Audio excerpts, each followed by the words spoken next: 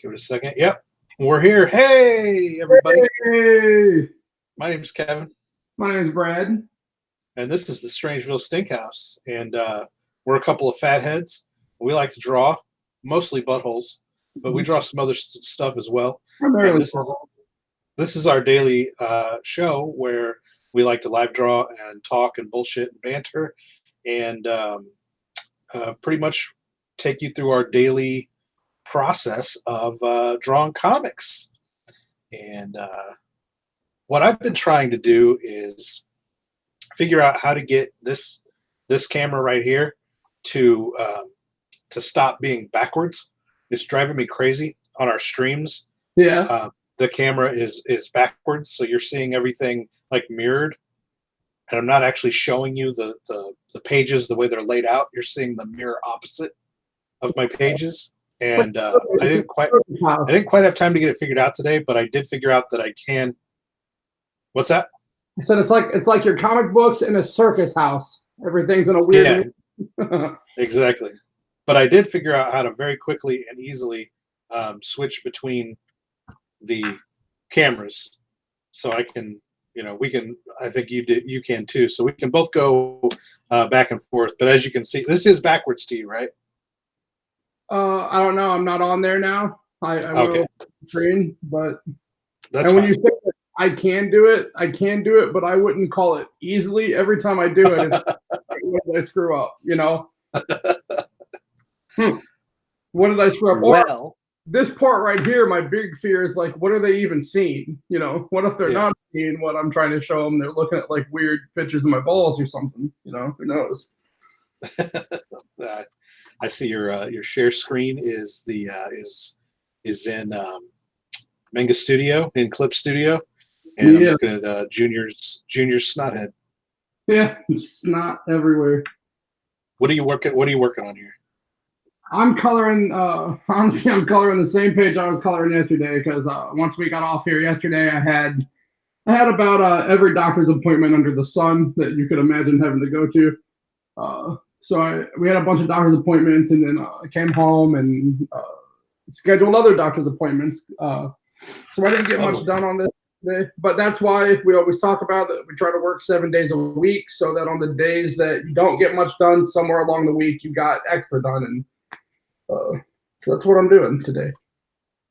So I'm watching you work here. I'm looking at your process. It doesn't look like you use the flatting technique. It looks like you go in and color every inch of. I color every inch of this. Yeah. Is that what's going on? I color every inch of this thing. Yeah, I don't do that where you can fill or whatever. Yeah, that makes it a lot faster, brother. Yeah, I know it does. And I've thought about doing that too. I don't know why I don't. Maybe it's just because like up until not long ago, everything I did was with pencils and pens. So maybe it's just still trying to break that habit. Yeah. I'm not. It just feels foreign or weird to me to be like I could click this and have it filled in, and then part of art to me that's satisfying is this part. You know what I mean? Well, for me, what I do a long process of coloring, but it's not I flat as quickly as I can. I get pages flatted like 5, 6, 7 pages a day, so that I can get to the important parts of coloring, all the different shading and texture and gradation. Yeah. Once I lay down this is like just the bare, like the skeleton. You know what I mean, of the color. Yeah, you're just laying down the base color right there, and you work however you want to work, but you would decrease your color time by more than half if you used the flatting techniques. Yeah, I know. I think one time when I was at your office, you were showing me you doing that, and I've even thought about it a ton. And I'm like, man, I just need to start doing it that way, but I don't know why I haven't. And then some of it also is just like I said, that the fill-in part of it is gratifying to me. I love. I'm not a line work to me is the tedious part, and then once I get the color, that's like where I have all my fun. Yeah. So some of it's that, but I know that some of my speed issues is spent right here. Well, think about it this way. And again, you do it however you want to do it. I'm not trying to tell you how to work. Um, we all work differently, and I don't do things as efficiently as I can because there are things that I enjoy doing, like these hard pencils phase that I do is a pretty much a big waste of time. I could take my rough images and scan those and do the line work in all digitally and save a whole process. This was 2 weeks of work that I could have eliminated and gone straight to lining digitally. But this makes me comfortable knowing that this phase for me is the proof of my concept. I can scratch out this picture with a graphite pencil all I want to. I'm still not convinced I can draw anything until I get to this pencil phase. And that's just my own brain telling me that I'm not good enough. I think so that's a whole what this is too of me coloring. It's just it's like my well, I think some of it's that and some of it's habit because of not really being a digital person up until fairly recently. And when you're dealing with pencils and pens and all that stuff, like if you don't fill it in, it isn't filled in, Right. Right. I'll be in that phase soon. Well, I'll be in my inking phase, but when I ink a page, I could go ahead and flat it while we're live on the show and just show you how quick and easy it actually is. And, that would be awesome. And you don't ever have to do it, but the tools to do it are really simple. And so if you see me do it a couple of times, you'll at least have the knowledge to do it and experiment with it and see if it's something that you're comfortable with, or if you want to continue with your process the way you do it, that's fine. But I guess what I would say is you would have an opportunity to tell more stories and do more comics. Yeah. If you sped up your process, we all would. And the question is, how fast do you want to go versus how many stories do you want to tell? Yeah, because I guess now, like whenever we would talk before, you would be like asking me how far along are you? How far along are you? I guess now you understand a little bit of why like a page takes me. Some of these pages in this book I've spent 3 days on. Yeah. So it just depends, but I do need to start doing it the other way because I don't think it makes any difference to the art itself.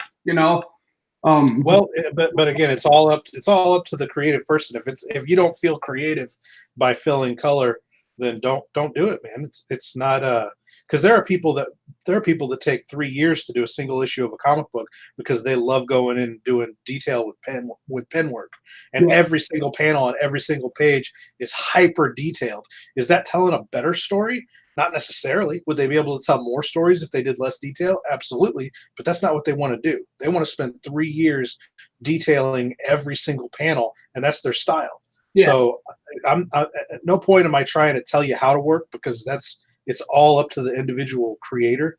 But I want to make sure that you understand the process and know that it's there for you, and know that tool's there for you if you want it. I mean, some of it also, dude, is I am nowhere near a Clip Studio master. When I got this program, I jumped into it and I just immediately started drawing. And but there's tons of things in this program that they can do that I don't have an idea how to do. Yeah, I'll show you. It's pretty simple. I'll show you how to do it. That would be right. And there's a bunch more flatting videos online too. If what I tell you isn't sufficient enough, there's a million flatting videos because there's a bunch of different ways to do it too. But I do it a really simple way. Up until the last couple weeks, everything I did was done on an iPad with an Apple Pencil, and then I got this monitor, and then the Clip Studio app that I used on the iPad, I guess maybe because it was like a mobile app or something, it was this one that I'm using on here, which is just the normal one, is it has tons of things that just even the one on my iPad didn't have, Right. So Right. it's really like I learned how to use it on that, and then I started doing it on this drawing monitor. So then I had to go back and almost kind of relearn the system again because it's so much different on here than it was on there. Yeah, So it's that's a lot to learn in a very short amount of time. yeah, and then especially when I already had a book going, and didn't want to, I don't want the whole like look of the book to change. Right. So some of that part's kind of been a little overwhelming to be like, all right, now, because when I put this program on here, I was excited, but then when I got set down here, I was like, what in the hell is this? What is Yeah. this? Yeah, and it is overwhelming, especially if you got a fathead like me being like, "Oh, bro, you could do it faster, bro. Well, Just learn these 17 new steps." and I'm not a tech person at all. Yeah, So so yeah, I just kind of been doing it the way I do it, but I was gonna ask you, some tips for speed and different things that I could do to speed parts of it up that wouldn't change really the integrity of the art, but could give me some some shortcut. well, Pretty much, I think is the word I'm looking for. speed is my obsession. No matter what art form I'm working in, be it film or novel writing or comic books, my obsession is speed, and it comes from. Do you know who Roger Corman is? The Mm, old school B movie producer. no. He produced like Easy Rider. He produced he produced hundreds of movies. I think he's produced over 300 movies. He did the original Death Race. He did Humanoids from the Deep. He did a whole series of like Edgar Allan Poe movies, like Pit and the Pendulum and movies like that. He did The Raven with Vincent Price. Anyway, Roger Corman's whole thing was he made movies cheaper than anybody else and faster than anybody else. And the reason he was able to do that is because in his mind he looked at movies as a process that needed to be sped through as fast and as cheap as humanly possible. And he was able to achieve things that other studios weren't able to achieve because they had too many people on set, too many mouths to feed, too many different yes men and no men. Have you ever heard the phrase "too many cooks in the kitchen"? Yeah, yeah. And most movie productions have so many producers and director and assistant director and line director and all those different roles that it takes so long to make a decision. You have to send 15 emails back and forth before you get to decide whether or not you can change the lead actress's dress from blue to red. Well, Roger Corman worked outside the system and then sold his movies to the system. So he sold. His big heyday was the 50s and 60s when he could sell his completed independent movies to studios that would then play them in drive-in movie theaters. So he basically just did exploitation movies. He did westerns, sci-fi movies, horror movies, and what's the other exploit? There's westerns, sci-fi, horror, and one other genre I can't remember what. But he would crank these things out, and he was one of my early inspirations for making movies. And I read he's written a couple books on how to make movies really fast. And I've always taken those principles to heart, and of course I made movies the way that he made movies. And it comes down to like you break a script down into camera setups.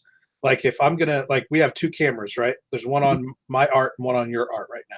Yeah. If this was a movie and this was dialogue that we were reciting, the way Roger Corman would set this scene up would be he would set a camera up to where it looked exactly the way he wanted it to look on you, and then he would make you do all of your dialogue for the entire scene and any other scene that was going to have this camera angle. So you would do all your lines from scene 1, scene 5, scene 9, scene 33 all in one afternoon. And you'd be like, why the fuck am I making this so out of order? And it's because it takes so long for that camera and lighting and the director of photography to be happy with the way the shot looks and everything. That if you could just set it up once and do absolutely everything humanly possible with that shot, you can save yourself days, even weeks of filming. And It's funny that you say that because I don't know. I didn't know any of that. I don't know who that guy was. I never heard any of that. But when I would film those puppet shows, that's how I would do it. would get the whatever puppet I was doing first. I would lay down on the ground and I would record every one of his parts. Because the way I record those puppet shows was recorded in my living room with the sets were on the couch and I was laying on the ground with my arm up in the air.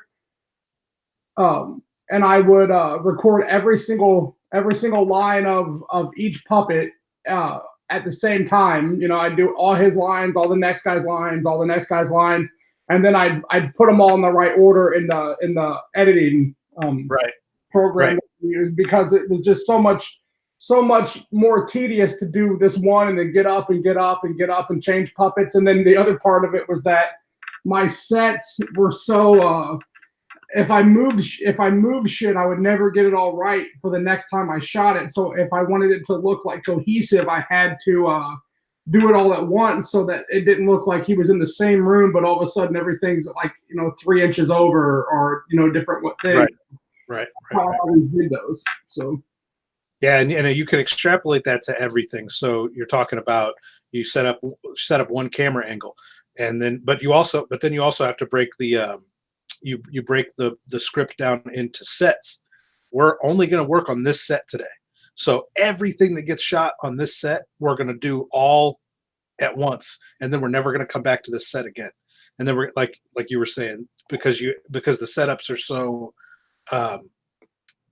because of the way your puppet show backgrounds were, you never got it the same way twice.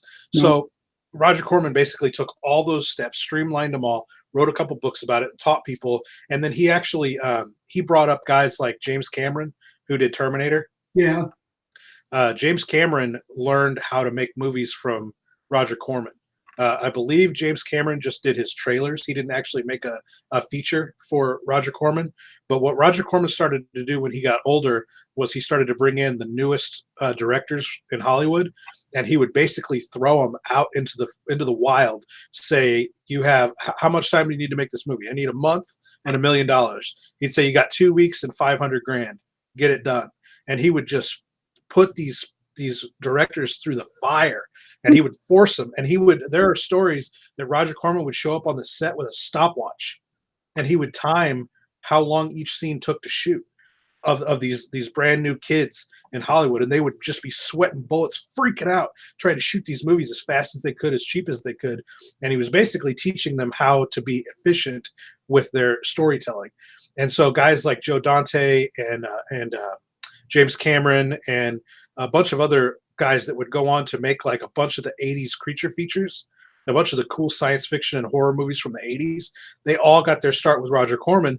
And the reason that a lot of those movies are really groundbreaking and look as cool as they look is because they learned how to make things really, really cheap and really, really fast. So you would see like a mainstream Hollywood movie in the 80s or early 90s, and it would be like really crappy CG or practical effects, and it would seem bloated and weird, and they wouldn't the movies wouldn't look as cool. The super low budget stuff would look better because they would have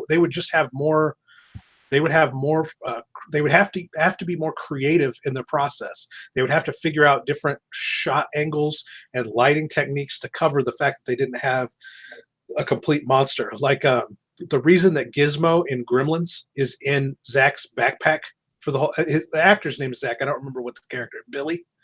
The reason that Gizmo is in Billy's backpack for most of Gremlins is because they never got the fucking animatronic puppet to work right, and they literally had to stick him in the fucking backpack because he didn't work. And it's stuff like that Joe Dante learned from Roger Corman. Instead of being like, stop the production, let's send him back to the workshop and get him working right before we can finish this movie, because I have to have this exact shot of Gizmo doing this exact thing, and it has to be a $5 million animatronic doing it. They just threw him in the fucking backpack and shot the scene with Gizmo in the backpack. There's on one of my puppet shows, there was a part where this puppet that I had made, it's a principal puppet, and when I was shooting it, I had all the shots done. I had taken I wasn't really I didn't know what I was doing. I just got all my shots and then went in to start editing them, and I didn't realize that part of this puppet's mustache fell off and was hanging out of some of the puppet's mouth when I was recording, And so I was like, fuck, what am I gonna do? Because I couldn't go back. I knew I couldn't get all my sets to look right and stuff again. And so all I wound up doing, because I overdubbed all the audio on those, and so all I wound up doing was where the mustache is hanging out of his mouth, he just starts gagging and acting like it's like he kind of throws up a little bit, and then he's like, "Sorry, I had a hair in my mouth," and then it just moves on. You just kind of gotta be like, "Oh shit, well that went wrong. Well, maybe I can make it look like it meant to." Yeah. But yeah, at first I was like, "Well, I'm screwed. I got to reshoot this whole thing." But yeah, you just have to learn that ingenuity when you're doing work. And this has been a really long tangent, and all of this is to say that I took that mentality of do it as fast as you can, as cheap as you can, so you can tell as many stories as you can. That's always been my main goal and focus as a creator, is to tell as many stories as I can. Like, I want to tell 100 stories before I die. And I've done 20 books, 7 movies, and a comic book now. And I'm not very close to 100. I'm only about a quarter of the way there. you And so but you did have a pretty big you finished your pencils for this third book yesterday. yeah, I finished the pencils yesterday, and that means so what I'm in this weird spot today where I finished everything yesterday, but my friend at the print shop told me, "Don't you dare bring that titty and dick book up here today. My big boss is going to be here." So she said I could come up there today, but she doesn't get to work till 1. So I've had this like weird this weird afternoon yesterday and morning today where I can't really do anything, and I'm just waiting to go up there and scan these images so that I can get into Clip Studio myself and start the inking process and ink all this digitally. There are a couple of pages though that I've had a little bit of trouble with. Like this page, for example, starts off with Tony grows. Tony grow. You can't see it, but I'm talking to the audience.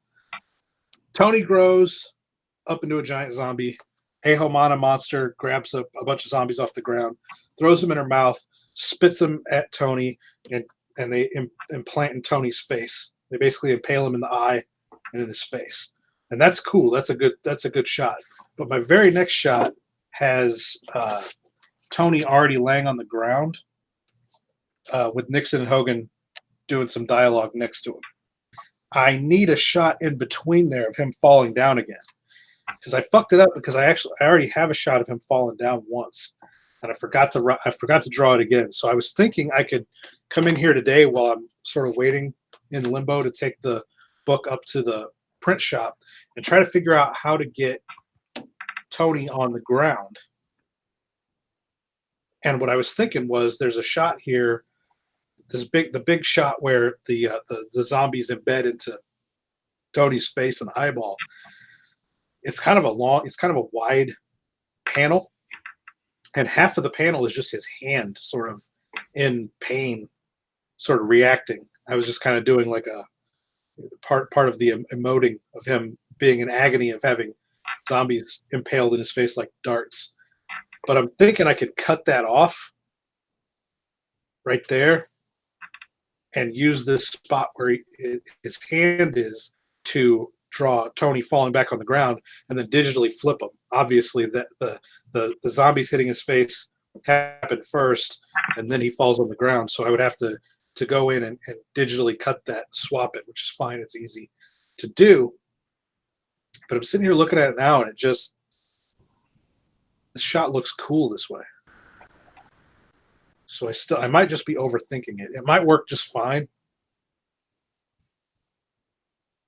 Because I could put over here on this page where he's already laying on the ground, I could put like action lines and then draw boom, like he just fell down again. I can do that. I might just do that. I've been looking at these last 6 pages that I penciled out for this thing, and the more I look at them, I think I need to pencil one more out. Just because there's a couple panels that I feel like I made really small that would that I feel like should be a little bit bigger. And if by the time I would make them all bigger, it would pretty much take up another page, you know. Right.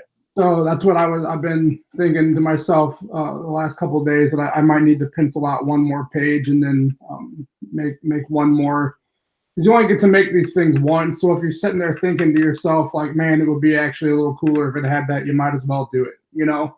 Right, exactly. And one of my things is this is a 52-page comic. It's the biggest comic I've ever done. It's basically double sized. I raced through the thumbnail process so fast because I just had it in my mind that I had to do this comic twice as fast as I do a normal comic to get it done in the same amount of time.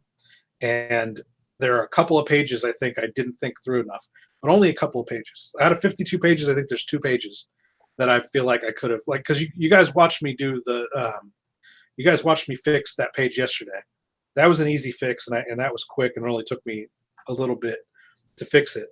This is another one, and there might be one more shot that might not be clear enough, but that's pretty damn good for a 52-page book to race through it that fast and only find like 3 possible pages that need to be clarified, that need a little bit more. That's pretty efficient, you know. Like I said, I took that mentality from Roger Corman and Speed making movies. I took it into writing too, where I would I brag all the time. I famously Oregon with one of my mentors and one of my favorite weird writers, Carlton Mellick. We rented a beach house on the coast of Oregon, and we both wrote a novel. We independently of each other. He wrote a novel and I wrote a novel in 4 days. And I took that same mentality from filmmaking into writing novels. Just the speed writing process of writing as fast as you can with no bullshit, no breaks. We basically walked into the beach house, turned off our cell phones, didn't turn our phones on for 4 days, and didn't do anything from the time we woke up until the time we go to bed, but eat shit, piss, and write. And people get, and I thought that here about drawing on this show, where the part of what makes you fired up to draw is to actually get to the drawing table and draw. You might feel like shit when you get there, but by the time you're done, you're fired up. Yeah. Writers are even worse. I've found the difference between illustrators and writers is illustrators love to draw pictures, so they draw all the time. Writers generally like to put on a beret and sit in a coffee shop and tell people they're writers while they smoke cigarettes and talk about how depressed they are. Mm-hmm. They don't generally enjoy the process of writing. And so I spent a ton of time with writers, and there are so many of them that like weren't producing anything. Or they'd be like, I tried to write today and I was able to squeeze out 500 painful words that ripped and tormented at my soul. And I'd be like, you are such a fucking fag, dude. Just sit down and write the fucking story. I don't write until I'm inspired to do so. And lately, my friend, inspiration has been in short supply. And they like spend their whole fucking life like that. And it's like, oh, for most people, writing is a fucking haircut. Well, it's some of it too, dude. It's like, is this what you're wanting to do for a living? Because are you not going to eat until you're inspired to do so? You know, like. Well, and that's the difference between illustrators and writers is dudes will draw on a fucking napkin if they don't have anything else to fucking draw on. Yeah. You know what I mean? Right. Illustrators are constantly drawing pictures. With like, you follow a ton of illustrators on Instagram, and so do I. Ton of artists. And it's just endless production, right? Just picture after picture after picture because they love to do it. Yeah, it's like a compulsion, honestly. A lot of times when you see the amount of some of those people put out so much stuff that it's like it's like, do you do anything else? You know? Right, exactly.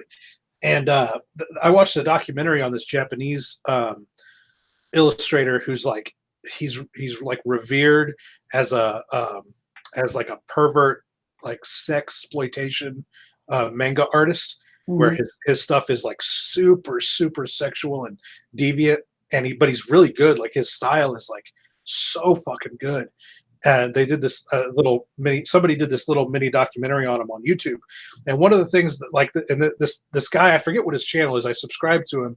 He's an illustrator, and he basically goes around and interviews other more successful artists and tries to crack their code, tries to figure out what makes them separate from others, what caused their success compared to other artists. And he does this Japanese guy, and one of the things that the narrator, the documentary guy, one of the things that he remarks is that while he followed this guy around for a few days, there was no point in any of those days that he wasn't drawing pictures.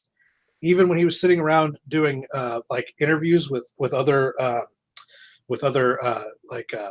journalists, he would have a notebook out in front of him, and he'd be doodling pictures while he was answering questions. There's just no time in the day that the guy wasn't drawing pictures, and that is a huge difference between artists and writers. And it's one that I find so much more kinship with artists than I do writers, because, like I said, me and Carlton going up to Oregon and turning off our phones and writing whole novels in 4 days, that shouldn't be a big deal. That shouldn't be anything to brag about, because anybody can do it.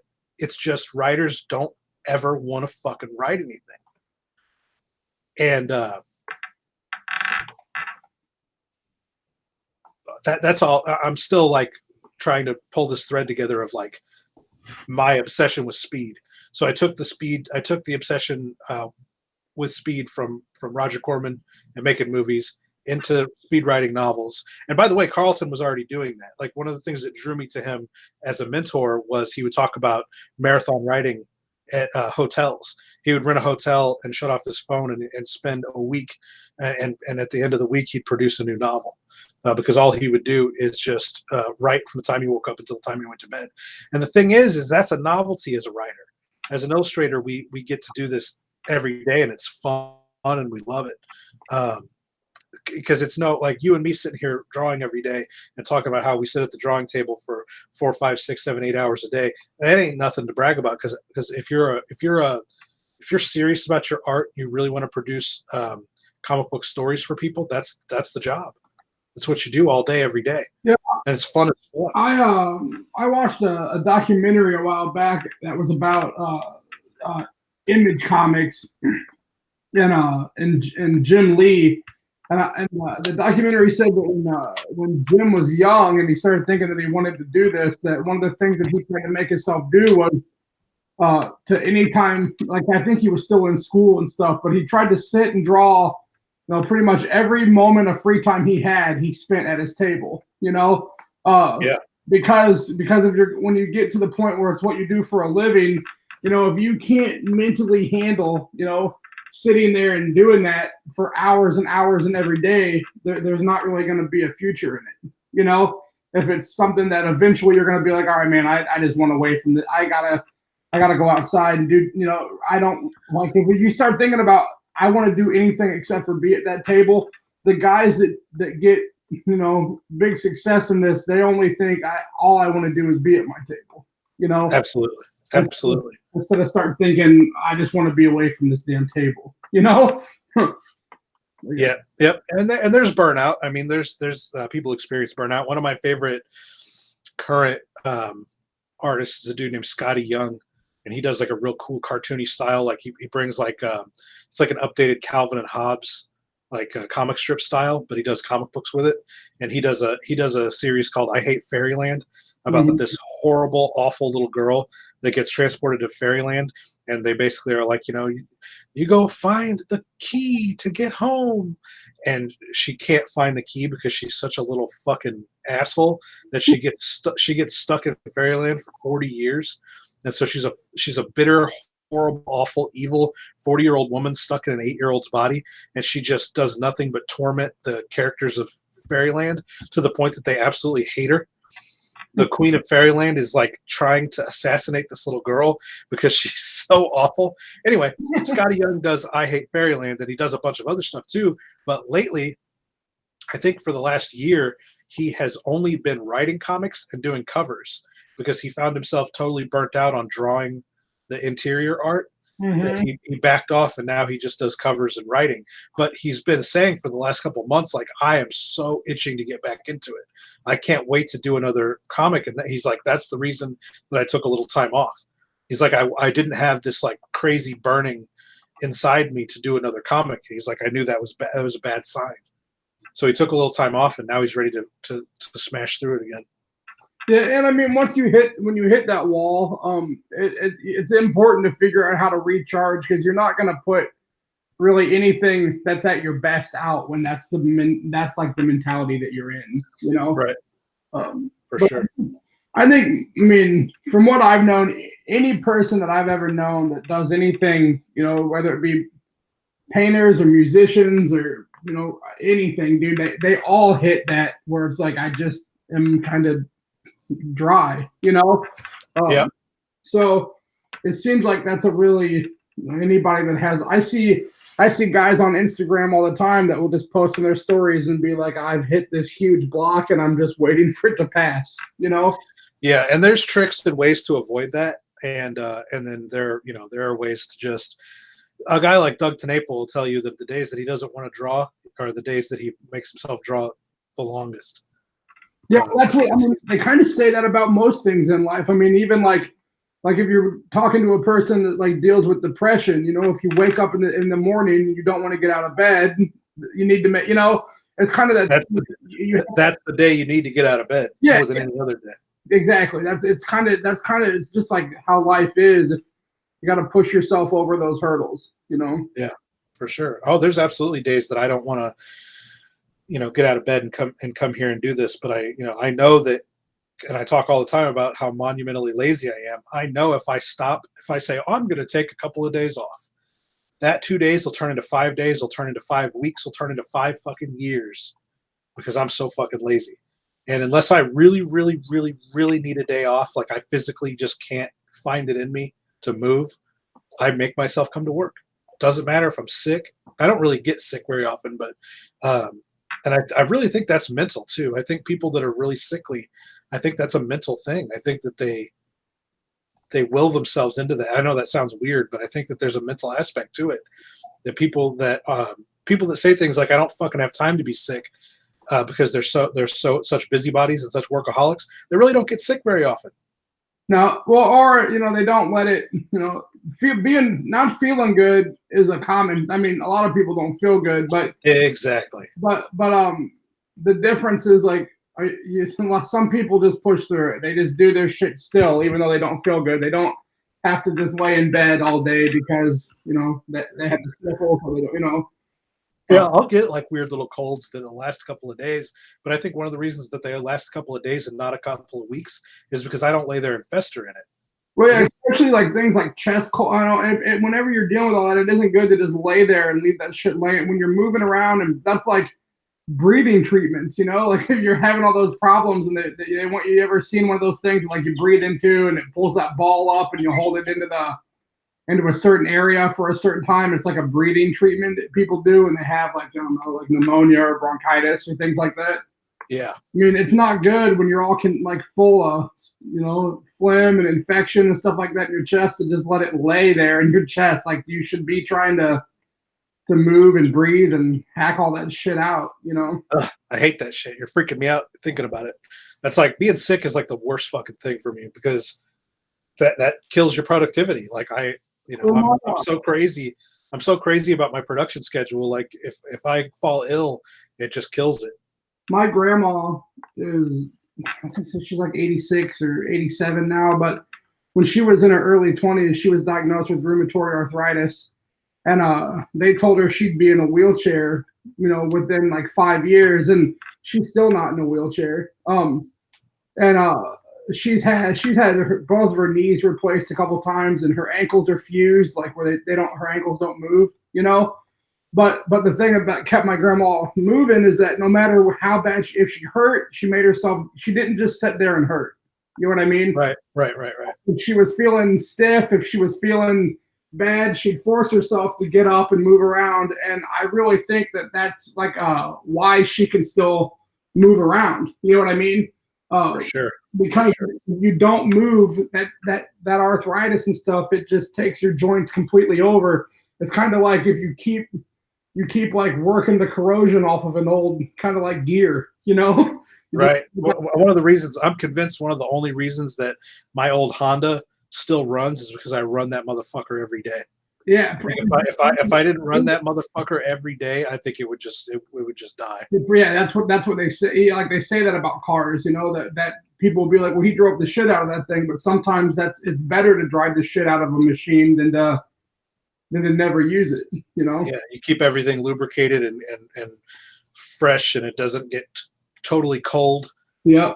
Those are all really important aspects, I think, of the human body and of machines. Is that you never let yourself cool off. And that's what I mean. Like if I get burnt out or exhausted, if I let myself get completely cold, it's so hard to start it back up again. It's way easier for me to trudge through a bad day than it is for me to get myself going again after a week off. Yeah.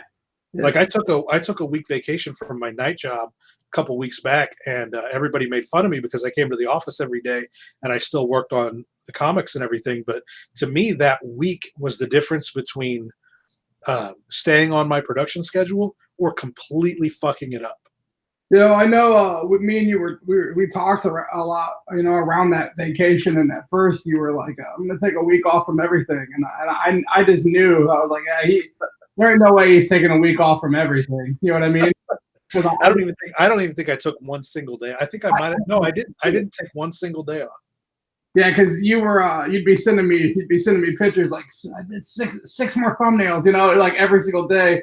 It was like, yeah. And that wasn't a terrible, crazy amount of work. I'd come in here for 4 hours, I'd do some thumbnails, and then I'd go relax all evening long. It's like I'm so used to a 14-hour workday that an 8-hour workday is like a half a day off.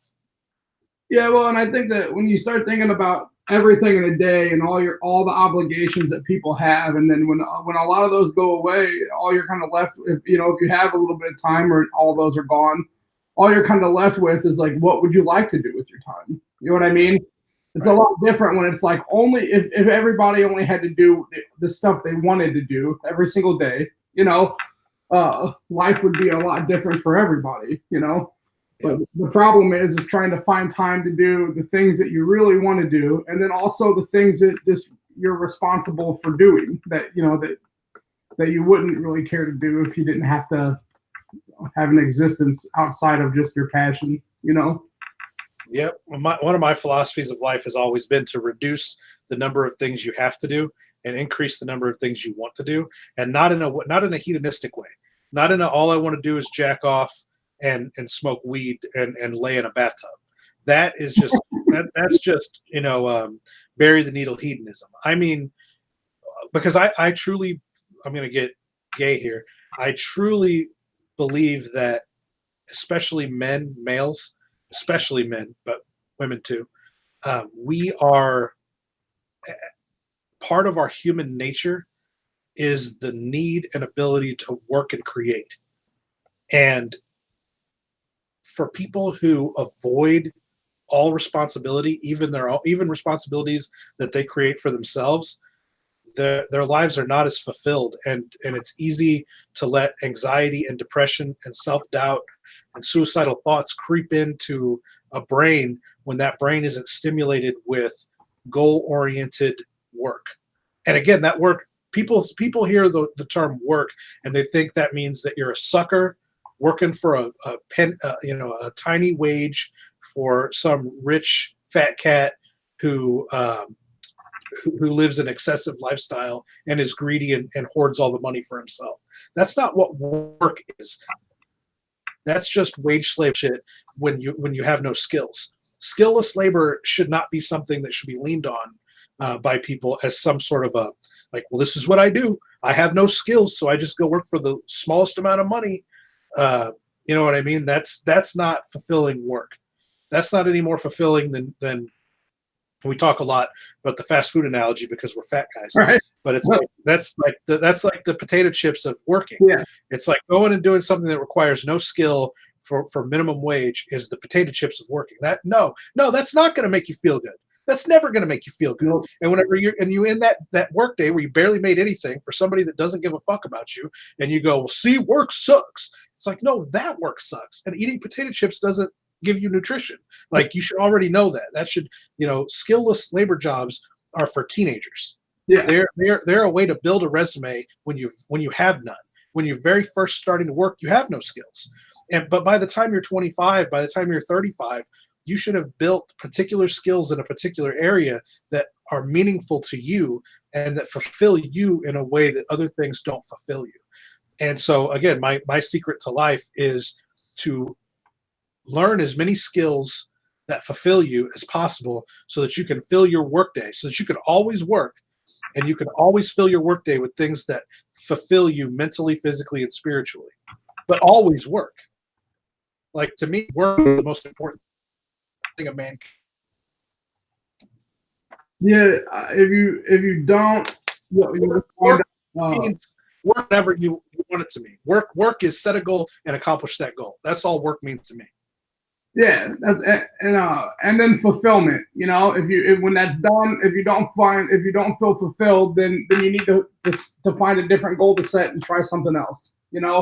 Absolutely. But I think there's so much pressure in this country of just like monetary and things, and just what do you own? Yeah. None of that little rant you heard me go on had anything to do with material possessions or how much money you make. Those are irrelevant. Those things are irrelevant. They don't bring you happiness. They don't bring you fulfillment. But a lot of people sacrifice happiness to be able to have more stuff. More money, more stuff. Like lots and lots of people, will be like, well, I love doing this, but I could go. I think we talked about before. Like, I go work at the factory, and have nicer things or a fatter wallet, but you sacrifice happiness for things. Yeah. Well, here's another mind fuck. Is I didn't even use the word happiness. I use the word fulfillment because an unfulfilled person will never find happiness. But a fulfilled person can find happiness very quickly in a lot of different areas. Yeah. Because maybe the work itself doesn't bring you happiness, but it does fulfill you. It does fulfill your needs and it does fulfill your wants. And that allows you to find your happiness in other areas like family, or maybe you like to play a musical instrument at night with a group of guys. Maybe your happiness comes from something that isn't your work, but your work facilitates your happiness. Yeah, no matter what you do, if you don't feel fulfilled, there'll be no happiness, pretty much. Absolutely. And these are principles that we used to know as a culture, and they're long gone. They're long gone. Nobody understands this. People believe that they are because they're bombarded so much in public schools and in movies and TV shows and commercials. They are bombarded to believe that they have to be wage slaves and they have to be consumers. And the thing about consumerism is, like anything else, if you bury the needle in consumerism, it's broken my heart a couple of times. I've had to break up with girls or distance myself from them because they turned out to just be such vapid consumer whores. They the kind of woman that if you had $10 million, she'd find a way to spend that $10 million in a week. I've had girls laugh and say, I'm such a shopaholic online that if you gave me $1 million, I'd spend it today. Those are girls I don't talk to anymore because I don't. It's not that I'm jealous that I don't have that kind of money. It's that I know that deep down that doesn't make them happy. They're trying to, or doesn't make them feel fulfilled. They're trying to fill a void inside themselves, be it spiritually, mentally, or physically, that they believe that shopping will fill because they've been told by consumer culture, by advertisements, and by just the culture in general through movies and music and TV shows, that the only goal in life should be get that money.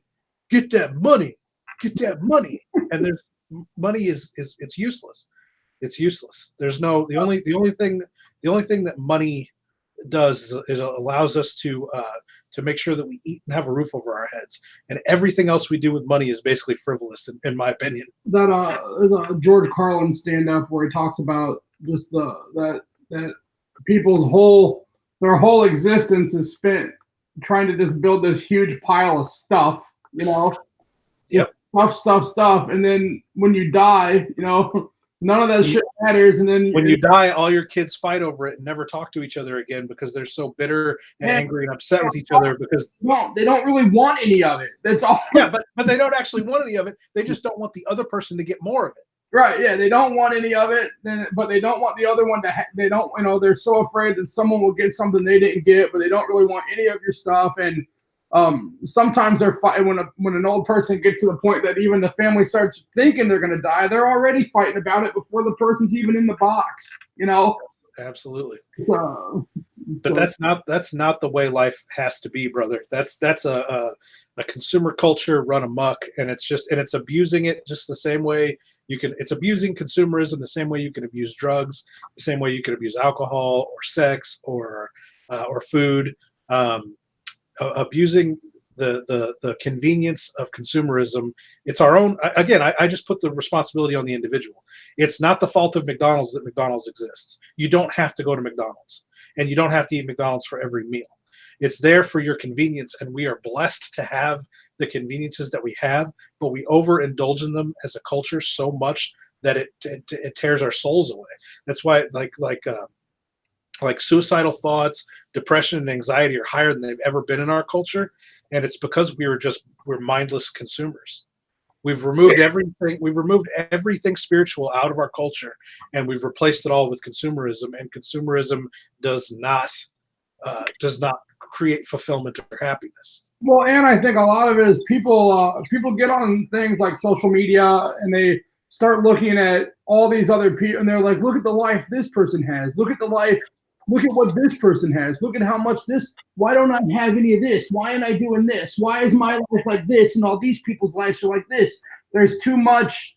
Look over there. Look what he's got there. What do they call that? Keeping up with the Joneses. You know what I mean? Yeah. Well, it's the same thing we were talking about with people in inheritance. It's like these people don't really want what the social media people have. They just don't want the social media people to only have it. Yeah. Well, it's envy, dude. Envy is such a terrible. Another aspect of it is that some of those people, I'm not saying all of them, but some of those people that you look at on social media and you think, man, look at all this shit. You know, it's a facade. You know, it's a facade in a lot of ways. Like there's if you watch a lot of YouTube videos, I don't know if you do or not, but I get served ads all the time from these financial gurus that'll like stand in front of Lamborghinis and Ferraris and tell you how to make a quick buck on the internet. Uh-huh. A lot of those gurus have been called out. It turns out that the mansions that they live in are rented, the Ferraris that they own are actually leased. That the lifestyle that they project isn't even their lifestyle. Even they can't live up to the lifestyle that they create on social media and in their advertisements. It's all fake. And again, it's not everybody. Yes, there are rich people, and yes, those rich people flaunt their wealth and they have a lot of influence over people on social media. Those things are all true, but it's also true that a lot of it is fake. Well, there's like a weird little kind of metaphor, I guess. But whenever I was making those puppet shows, I had no experience with making sets, you know, or really filming anything. So I made the first one and I set it all up the way it looked right to my eyes, you know. And then I put the puppet in it and we started filming it and everything looked terrible. It like didn't look natural at all to the camera, you know. And so I learned that the way something looks in a camera and the way something looks in real life are different. And totally different things. And I think there's like a weird metaphor for social media that you can be looking at someone that looks like they're living a life of diamonds and right outside of that camera view is nothing but dog shit. Absolutely. Yeah, I had to learn the same thing making movies. It would frustrate me because there would be like we would like swing a shovel and hit something with it, and then in editing my editor would be like, well, we need a thicker sound there, and I'd yell like, that's what it sounded like. That's what it sounds like when a shovel hits something. Like, why are you trying to change it? That's what it should sound like. If you went out and hit something with a shovel, that's what it would sound like. And I had to learn that doesn't matter. It doesn't matter what things really look like and sound like. When you're telling a story, those things need to be dramatic. Yeah, and sometimes what it sounds like to your ear, it doesn't sound right on the camera, you know? Right. Exactly. But I think there's like a metaphor for that within how we view, people online, is that what you see on that camera is it's smoke and mirrors, you know what I mean? Like, And it absolutely is. I mean, there are Instagram supermodels with tens of millions of followers and hundreds of thousands of likes on everything they post that kill themselves. They're yep, miserable people. yep. They're miserable, awful people. And I haven't had a television like cable subscription since I was 20. I haven't owned a video game console since I was about 22. And I'm not bragging or saying that I'm somehow enlightened or special because of it. I'm just saying my life of avoiding the pitfalls of overdosing on consumerism and consumer culture. It's been a lot easier to avoid those things by taking a lot of the major ways that they promote and present themselves to you completely out of the equation. And social media is one of those things that crept up. Like we've talked before about how big my MySpace presence was when I was starting Hack Movies. That didn't exist. Like, it didn't exist on MySpace. There weren't ads. You weren't being shown. Nobody understood what social media culture was yet because social media culture was so brand new. And I sort of let myself fall into that. I went through a few years of major depression because I accidentally fell into that social media trap of looking at everything my friends had and trying to emulate that, keep up with them, and trying to create a social media persona that was appealing and would garner a lot of influence and likes and friends. And I've never been more miserable in my life than the years that I was trying to be a popular social media figure. Yeah, or another thing is that you'll look at like you'll get on, look at an artist and be like, man, his stuff has way more likes than mine. He's so much better than me. There's a lot of people put a ton of importance on just on that. You know what I mean? But you can get on Instagram and find guys that got 100 followers and their artwork is just unbelievable. And again, back to the fakeness. You can fucking buy followers and you can fucking buy likes. Yeah, you can bot likes yourself. You can download a bot that'll give you Instagram likes. yeah. A lot of that stuff is fake. There's not as much influence on social media anymore as people think there is. If I ever found myself doing that, I would be fucking like disgusted with myself that's what I'm doing. Absolutely. Like I said, when I was trying to be an influencer or whatever, when I was trying to be a social media person, it was awful. I fucking hated it. There's so much pressure. You're under such a microscope. There are people that are constantly trying to defame you. And in our world today, it's like you fart too hard and you're the worst thing on earth. Well, it's sort of come full circle to the point where so many people are social media shamed. Yeah, that it no longer matters. But when I was heavily social media shamed was like it was like 2016, and it wasn't quite at the level that it is now. The dams hadn't opened yet, and the whole just considering yourself a Christian conservative is enough to make you a Nazi. Yeah. It wasn't quite like that yet, and I got beat up. I got beat up bad. I think I told you about this privately, and there's no reason not to talk about it publicly. There were I used to like DM girls a lot, mm-hmm. and I would jump in their DMs, and there were a lot of girls that I would like start online relationships with in that regard. Like, it used to be pretty commonplace. You just hit up a girl's DMs, and then you start flirting, and you end up talking, sexting, maybe meet up in person. I've done that a lot in my life, and then the tide turned on me, and it was kind of a cultural turn, but it was also because of how popular I was getting on social media that I became this target. So then these girls that I thought were my friends, I thought we had like an understanding that we could flirt and sext and do those types of things, and it would be no big deal. They would start to use that stuff against me.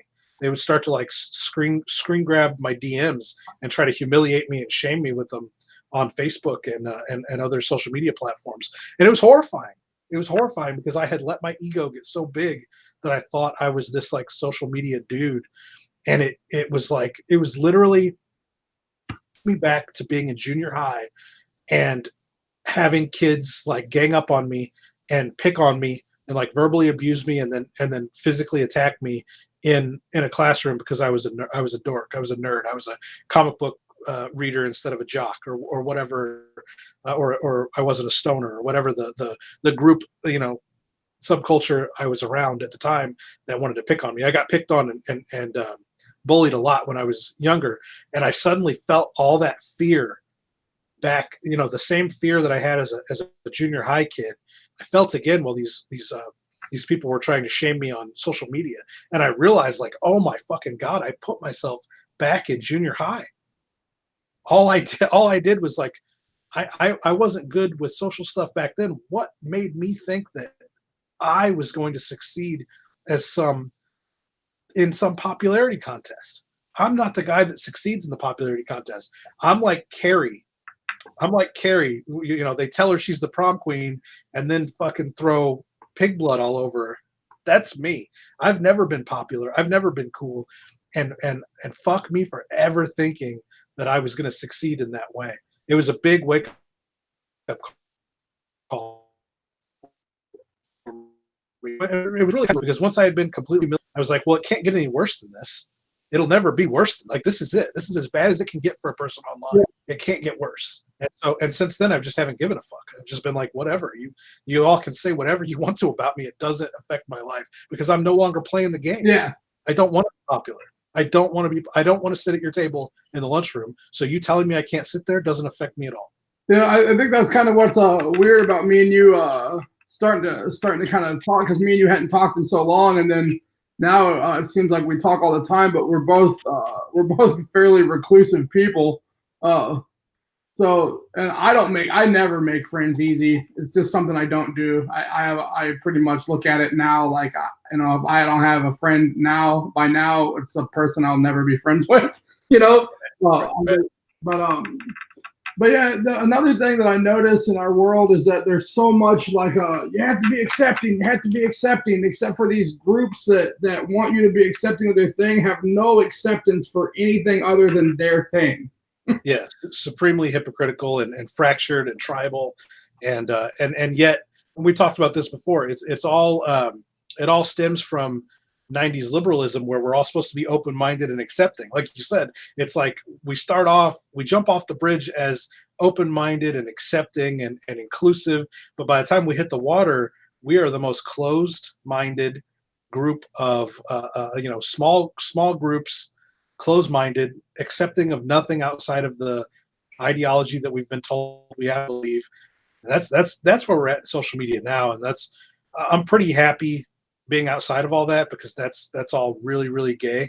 And again, I've never been a popular guy, so the fact all I was doing was fooling myself. I wasn't fooling anybody else, so the joke was always on me. Yeah. And to see how fractured we've gotten now, it's like, yeah, dude, you knew that was coming. Why did you even try? Why did you even try to be Mr. Popularity Contest when you knew that it would all devolve into this shit eventually? And here we are. Here we are. Yeah, here we are. And I think we're also at the end of our show. We've gone over an hour. Oh, yeah, man, we can really get rambling. I don't even know what we talked about today. Well, here's the thing. This is what I figured out. Between yesterday's show and today's show, we have to keep me drawing, because I will fucking ramble and ramble and ramble if I don't have a pencil in my hand. And I'll still do a good fair amount of talking with the pencil in my hand, but since I didn't have anything to work on today, I took us off the rails. I got more done today on here than I have probably any other time we've done this so far. But yeah, it was a good time, and we'll be back here tomorrow. Yeah, well, let's. So I'm going to take all this here in a couple hours to the print shop. I'll be working in Clip Studio tomorrow, and I think Monday I'll go over my process, because we actually have a special guest tomorrow, don't we? Yes, I'm pretty sure. I'm almost 100% positive that we have him lined up and set to come in and do one with us. So who's coming in? His name is Derek Woods. He's a lowbrow artist located in Portland, Oregon, and he has a comic book and just does all kinds of different weirdo lowbrow art. His stuff's really really awesome, and I'm pretty excited to get him on here and talk with him and kind of get to see his book and get to see his art and just pick his brain a little bit about who he is and what he does. Cool. And I'll be inking my first pages, and that'll be a lot of fun. We'll get back and be here again tomorrow, gang. So you have anything else you want to throw out there before we call it a day? No, I think we're good. Happy to do it again tomorrow. Absolutely. Let's go Blues. I thought they were playing last night, but I went to my mom's house to watch the Blues game, and I get there. She's like, "They're not playing hockey. What are you talking about?" And I was like, "Yes, they are." And I got on the internet, and I was like, "No, they're not." The app made it look like it was yesterday, but then it wasn't, because it didn't say the day. It just said the time yesterday, which would lead you to believe that it would be that day, you know? Yeah. But it didn't. So then, yeah, it's tonight. Hopefully we play good, man. This Boston, I love hockey, so I don't hate the Bruins. I mean, I definitely want the Blues to win, but Boston's a good team, and we aren't gonna just we're not gonna just we gotta win this to win this is what I'm trying to say. Yeah. Well, this is an important game because whoever wins tonight, the elimination game is this coming Sunday. They'll put So them. if the Blues win tonight, then the Bruins, it's their elimination game. If the Bruins win tonight, Sunday's the Blues elimination game. Yes, sir. So we got to get it done tonight. Yeah. All right. Let's go Blues. Let's go Blues. We'll see you guys tomorrow. Remember to stay strange. Think it up. Later.